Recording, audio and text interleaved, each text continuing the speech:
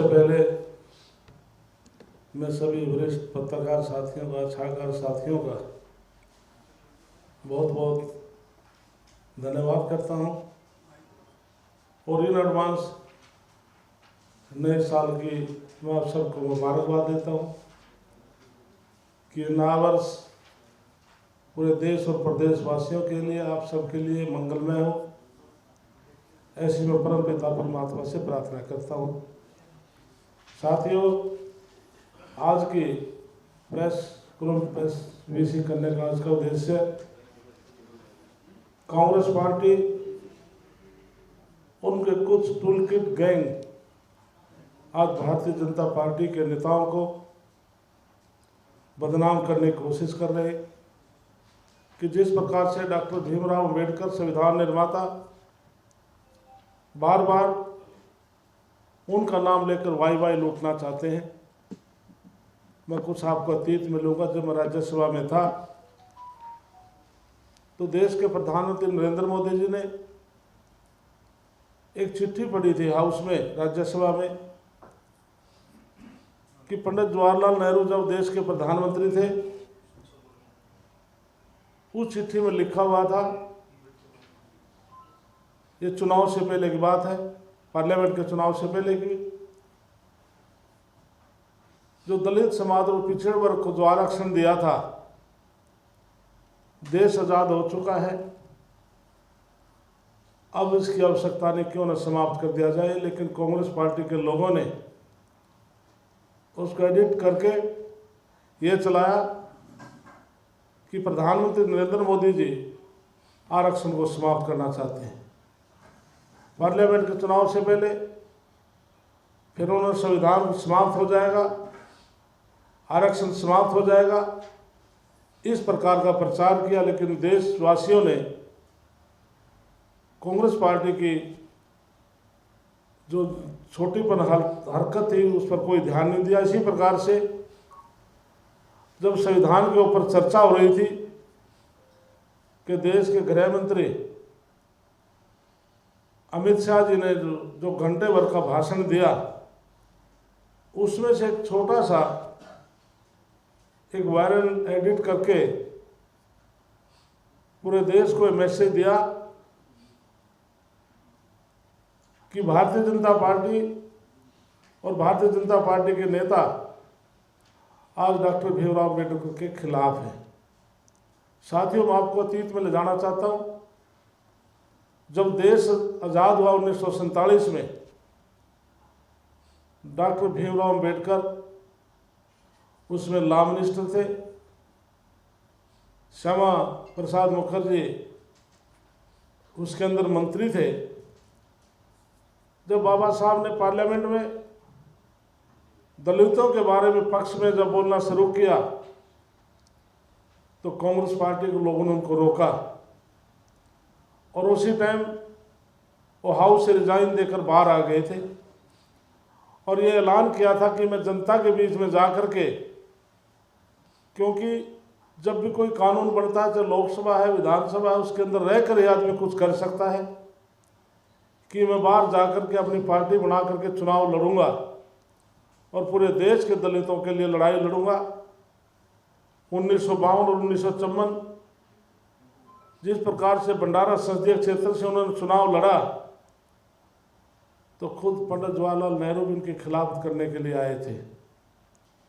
मैं नमन करता हूं श्यामा प्रसाद मुखर्जी को, जिनके प्रयासों से उनको राज्यसभा में जाने का अवसर मिला था। उसके बाद आज पूरा देश मानता है कि बाबा साहब संविधान निर्माता है, हर पार्टी मानती है। लेकिन देश आज़ाद होने के बाद क्या उनको भारत रत्न नहीं मिलना चाहिए था? कांग्रेस पार्टी ने 1947 के बाद उनको भारत रत्न नहीं दिया। जब एक गैर कांग्रेस सरकार थी और उसमें भारतीय जनता पार्टी लोकसभा में हम समर्थन कर रहे थे, स्वर्गीय अटल बिहारी वाजपेयी, लाल कृष्ण आडवाणी के प्रयासों से 1990 में उनको भारत रत्न मिला। क्या बाबा साहब का 14 अप्रैल का राष्ट्रीय अवकाश नहीं होना चाहिए था? कांग्रेस पार्टी ने नहीं किया। जब 2014 में नरेंद्र मोदी जी प्रधानमंत्री आए, उन्होंने राष्ट्रीय स्तर का अवकाश किया। इसी प्रकार से गणतंत्र दिवस को हम बहुत धूमधाम से मनाते हैं। क्या 26 जनवरी उनकी पालकी बेड़े में शामिल नहीं होनी चाहिए थी? कांग्रेस पार्टी ने नहीं की। 2016 में नरेंद्र मोदी जी ने बड़े सम्मान के साथ बाबा साहब की जो पालकी है उसको बेड़े में शामिल किया। इसी प्रकार से साथियों, उनका जन्म स्थान मऊ है। शिक्षा उन्होंने लंदन से ली, दीक्षा नागपुर से ली। 26 अलीपुर रोड दिल्ली जहाँ उनका निधन हुआ था, देश के प्रधानमंत्री उस टाइम इंदिरा गांधी थे, उनका संस्कार भी दिल्ली में नहीं होने दिया गया था। बॉम्बे चैत्य भूमि पर जा करके संस्कार किया गया था। लेकिन प्रधानमंत्री नरेंद्र मोदी आने के बाद उन पंच जो स्थान हैं, करोड़ों करोड़ रुपये से और लैंड लेकर के आज उनको पंच तीर्थ स्थान बनाया है, जो देश के लाखों लाखों लोग आज उन स्थानों पर जाकर के दर्शनों के लिए जाते हैं। इसी प्रकार से 2015 में 19 नवंबर को हमारे 26 नवंबर को संविधान दिवस घोषित किया। ये भी प्रधानमंत्री नरेंद्र मोदी ने किया था। 2018 में महापरिनिर्वाण दिवस स्थल का भी उद्घाटन प्रधानमंत्री नरेंद्र मोदी जी ने किया था। इसलिए कांग्रेस पार्टी के लोग समय समय पर बाबा साहब का नाम लेकर वाई लूटने की कोशिश करते हैं। तो इसलिए देश का जो दलित समाज, अनुसूचित जाति समाज और हमारे जो विशेष तौर से महिलाएं हैं, उन सबको बाबा साहब ने आगे बढ़ाने का काम किया, उनको वोट का अधिकार दिलाया। तो आज देश का हमारे एससी समाज के, अनुसूचित एससी और एसटी समाज के, पूरे देश के लोग आज प्रधानमंत्री नरेंद्र मोदी के प्रति आस्था रखते हुए जिस प्रकार से तीसरी बार देश में कांग्रेस पार्टी को हरा करके सरकार बनाई, हरियाणा प्रदेश में तीसरी बार 36 बरादरी के सहयोग से आज नायब सैनी के नेतृत्व में आज भारतीय जनता पार्टी सरकार बनी है। इसलिए हम जो कांग्रेस पार्टी, भारतीय जनता पार्टी को, हमारे नेताओं को इस प्रकार से बदनाम करने की कोशिश कर रहे हैं, तो देश का और प्रदेश का दलित समाज इस बहकाव में आने वाला नहीं है। निश्चित तौर से आज पूरे देश और प्रदेश में आज हित सुरक्षित है तो देश के प्रधानमंत्री नरेंद्र मोदी के हाथों में है, प्रदेश में नायब सैनी के हाथों में है। इसलिए मैं जो कांग्रेस पार्टी के नेताओं ने जो प्रेस के माध्यम से हमारे गृह मंत्री अमित शाह और पार्टी को कंडम करने की कोशिश की, मैं उनकी घोर निंदा करता हूँ। ये आरक्षण समाप्त करने की जो धारणा बनी हुई है वो इसलिए कि पहले भारतीय जनता पार्टी के एजेंडे में ये था कि आर्थिक आधार पर आरक्षण दिया जाए, तो क्या वो आर्थिक आधार पर आरक्षण की बात छोड़ चुकी भाजपा? इसलिए देश के प्रधानमंत्री नरेंद्र मोदी जी ने जब ये संविधान और आरक्षण को समाप्त करने के बाद एक बयान दिया था कि जब तक नरेंद्र मोदी की जान है देश में कोई आरक्षण को कोई समाप्त नहीं कर पाएगा। जब देश के प्रधानमंत्री नरेंद्र मोदी का बयान आ जाए तो उसके बाद तो कोई सेकेंडरी कोई बात रहती नहीं है।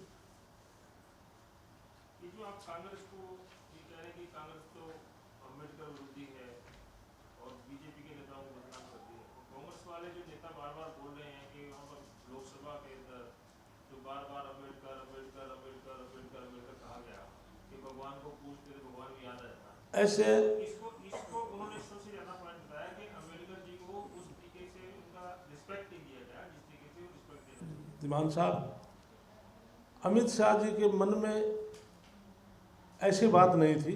उन्होंने यह कहा तुम बार बार ये बाबा साहब का नाम के चिल्ला रहे हैं, इतनी बार आप भगवान का नाम लेते, शायद भगवान भी तुम्हें दर्शन कर देता। क्योंकि इसलिए उन्होंने कहा कि कांग्रेस पार्टी ने सदा बाबा साहब का अपमान किया है, उस पीड़ा के साथ उन्होंने शब्द कहे थे। आज आपको बाबा साहब नजर आने लग गए और अपने समय में आपने बाबा साहब को सम्मान नहीं दिया, उस पीड़ा के साथ उनके शपथ थे। अदरवाइज आज पूरी पार्टी और हमारे नेता बाबा साहब को सम्मान देते हैं और देते रहेंगे। आपको लगता है कि ये तमाम चीजें पॉलिटिकल वेंडेटा की तरफ होती है? इलेक्शन आता है, दिल्ली में चुनाव, पहले हरियाणा में चुनाव, जानबूझकर इस तरीके के लोग? इसलिए कांग्रेस पार्टी, मैं कहता हूं, केंद्र और प्रदेश के जो नेता अभी सदमे से बाहर नहीं आए, ये जो भी पत्ता फेंकते हैं उसमें फेल होते हैं।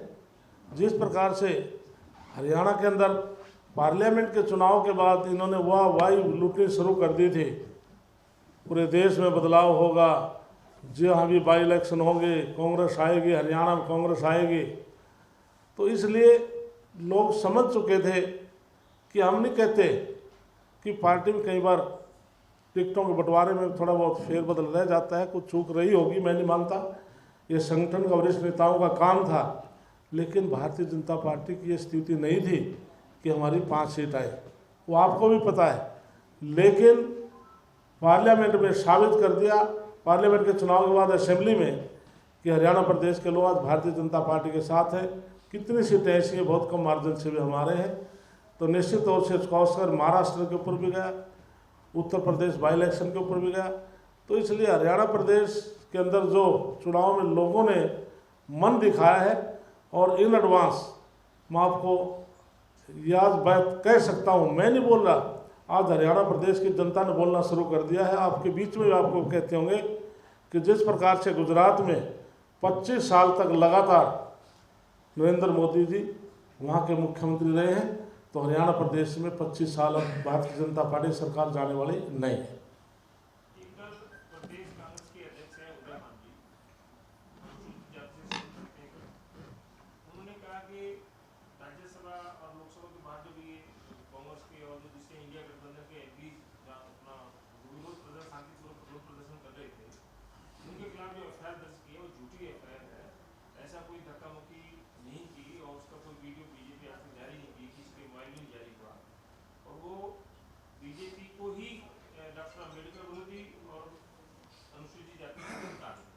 इसलिए जो पार्लियामेंट है, जो विधानसभा है, कोई भी चीज़ या लोकसभा स्पीकर की वेल है, राज्यसभा स्पीकर की वेल है, सब एक लाइनें हैं। कोई भी इस परिवेश से तोड़कर कोई आगे जाएगा तो हर व्यक्ति कानून से बंधा हुआ है।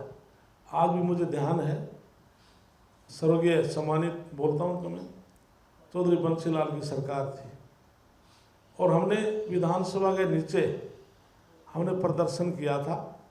धारा 144 होती है, तो हमारे 188 के खिलाफ धारा 188 में हमारे मुकदमे दर्ज हुए थे, और हमने वो कोर्ट में गए, सालों भर तक हमने तारीख भी उगती, उसके बाद वो ख़त्म हुई। तो इसके लिए कानून सब के लिए, बड़े से बड़े व्यक्ति के लिए, चाहे लोकसभा है चाहे राज्यसभा, आम व्यक्ति है, कानून अपना काम करता है। तो इस मुद्दे के अलावा कोई पूछना चाहते हैं? हम दूसरे मुद्दे में जाना चाहते हैं, कोई पत्रकार इस मुद्दे में कुछ पूछना चाहते हैं? आप विकास पंचायत मंत्री हैं, विधानसभा चुनाव में भी मुख्यमंत्री ने कहा था, बाद में भी कहा था कि जो गरीब लोग हैं उनको हम प्लॉट देंगे और उनके सस्ते मकान देंगे। और कांग्रेस ने जो प्लॉट दिए थे 4 लाख के आसपास, जो बोलते हैं, दावा करते हैं कि उन्होंने कोई उस बातें होती थी, कोई प्लॉट नहीं दिया। अभी कोई क्या आपकी सरकार ने फैसला लिया है कि जिस गांव में जमीन नहीं होगी हम दूसरे गांव में जमीन लेकर वहां पर गरीब लोगों को प्लॉट देंगे, या ये स्कीम कब तक चलेगी, रीलॉन्च होगी, क्या होगा, इस पर कोई योजना क्या बन रही है? इसमें दिवान साहब अच्छा सवाल आपने किया कि भारतीय जनता पार्टी ने अपने मैनिफेस्टो में हमने 5 लाख मकान देने का तय किया है, और जो 100 गज के प्लाट हैं, कांग्रेस पार्टी दावा करती है कांग्रेस पार्टी ने प्लाट केवल दिखाए थे, या तो उन गरीब आदमियों के प्लाट कहीं कहीं किलोमीटर दूर काट दिए, उनको सर्टिफिकेट दे दिए, लेकिन हमको कोई कब्जा दिलाया। लेकिन नायब सैनी सरकार बनने के बाद हमने, सरकार ने आदेश दिए कि उन गरीब आदमियों को तुरंत रजिस्ट्री कराकर उनको कब्जा दिलाया जाए, और मैंने भी खुद अपने विधानसभा में कई गाँव के अंदर उनके कब्जे दिलाए हैं।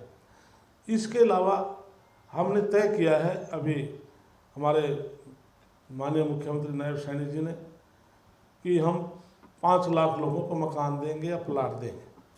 जिस प्रकार से उन्होंने अर्बन में 30 गज का प्लॉट देकर मकान के लिए तय किया, जो महाग्राम है हम उसमें 50 गज का प्लाट देंगे, और जो आम जनरल विलेज है उसमें हम 100 गज का प्लाट देंगे।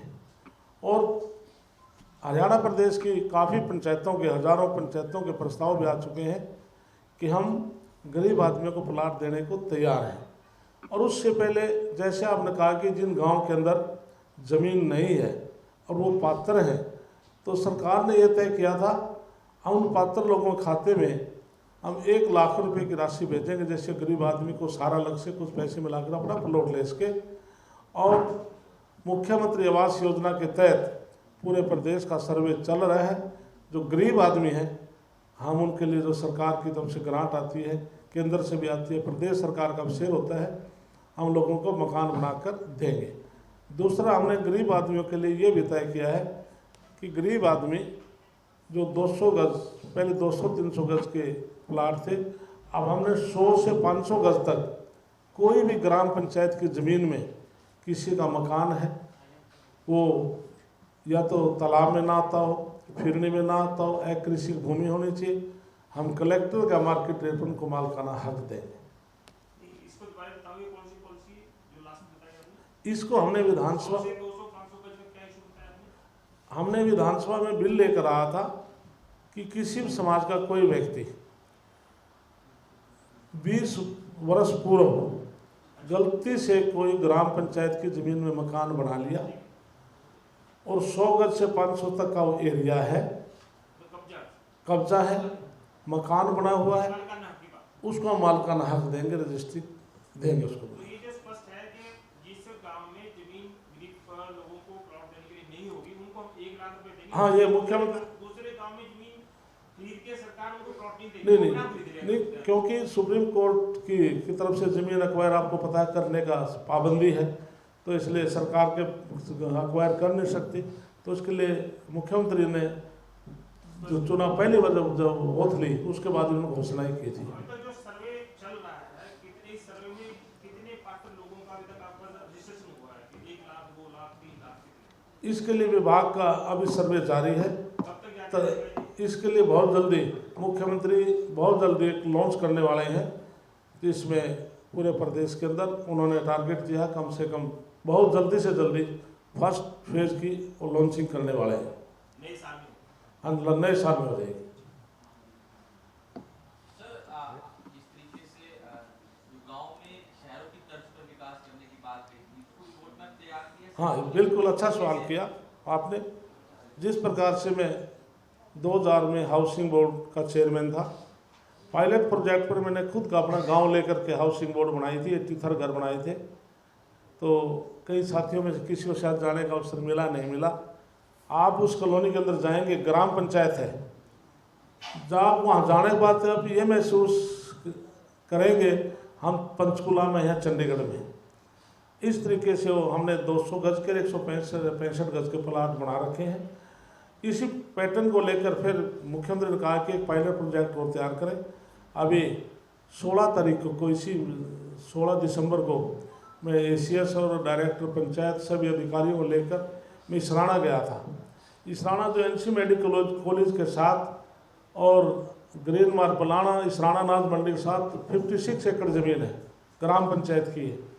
इसी प्रकार से मैं पायलट प्रोजेक्ट के ऊपर, जैसे मतलोडा के अंदर हमने कॉलोनी स्थापित की है, वो अभी अंडर प्रोसेस से काम चल रहा है। हम चाहते हैं कि पूरे प्रदेश में जो शहरों के नज़दीक जो बड़े बड़े गांव हैं, इस प्रकार की जो सुविधाएं शहरों में मिलती है तो ग्रामीण अंचल में सुख सुविधा मिले, जिससे ग्रामीण अंचल के लोगों को लगे कि जो शहर में सुख सुविधाएं मिल रही है हमें भी मिल सकें, ऐसी हमारी योजना है।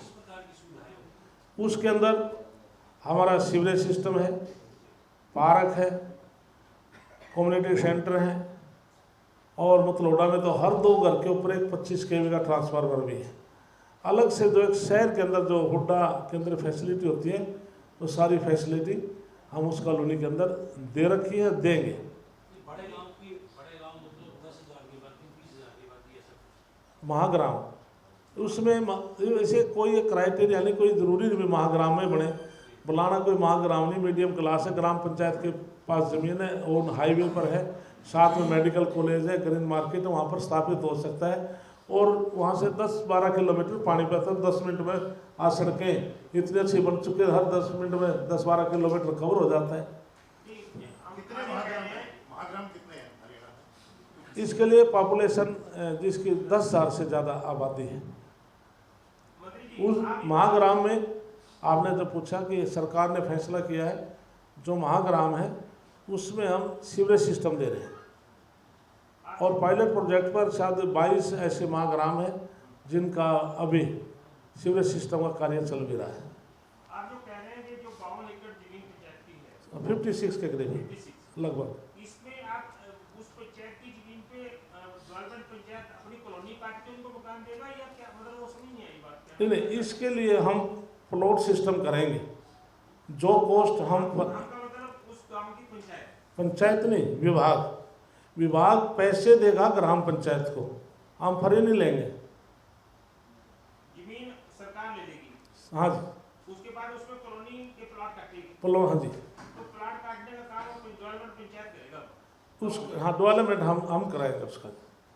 हमने हाउसिंग बोर्ड ने हमने डेवलपमेंट हमने किया था, जो कॉस्ट लैंड किया कॉस्ट, हम उसके लिए हम काम कर रहे हैं। अभी जमीन देखी है, उसका सारा प्रोसेस अंडर प्रोसेस है। वो ये तो एक गांव की हुई ना, एक गांव में, पंचायत में आप कह रहे हैं पूरे हरियाणा में गांव में शहरों की तर्ज पर विकास। नहीं, इसके लिए ये पायलट प्रोजेक्ट है, उसके बाद आगे नहीं बढ़ेगा। नहीं, दिवान साहब पंचायत मिनिस्टर के एरिया की बात, एक बात पायलट प्रोजेक्ट की है, वो मेरी देख रेख में रहेगा। उसके अलावा पूरे प्रदेश में फैलाएंगे नहीं, ऐसे ना पायलट प्रोजेक्ट तो सक्सेस पहले मैं विश्वास है मुझे सक्सेस है, बतौर हाउसिंग बोर्ड चेयरमैन जो मैंने बना रखे उसमें सक्सेस है, तो इसमें मेरे ख्याल में 1% को दिक्कत नहीं आएगी। हम सक्सेस होंगे इसमें, क्योंकि हम सक्सेस पहले हो चुके थे मान साहब।